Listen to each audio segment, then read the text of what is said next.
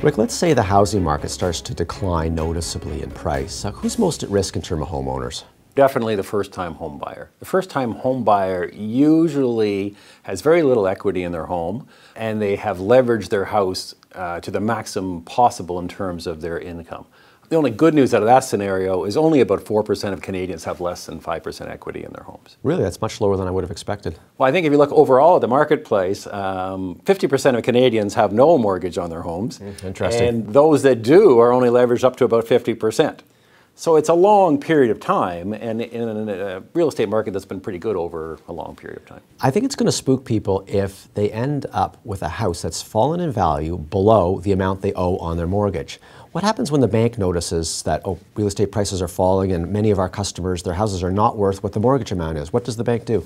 I would say what banks tend to do is they get very nervous, they do lots of study, and then they do nothing, as long as you're making your payment. All right, so if you're current on your payments, it doesn't really matter what happens to your house prices in the bank's eyes.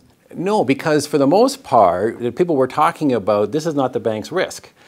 If a mortgage is over 80% loan to value, the banks are required to insure the mortgage. It's CMHC's risk, and I guess the taxpayer's risk in return. Now, you were mentioning when we were talking earlier about it being a different story when you've got a mortgage and a home equity line of credit, and perhaps the value of your house falls below a certain level. What happens in those cases? Yeah, I mean, that's an interesting question, because I mentioned this 80% loan to value ratio. So if your home value falls and it was an 80% loan to value, the banks are offside with a regulator now.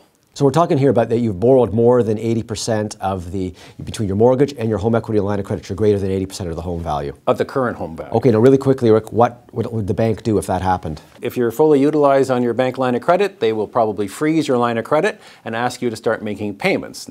Now, fortunately, they've qualified you for those payments in the past, although you're going to have to make a sacrifice in terms of making those payments.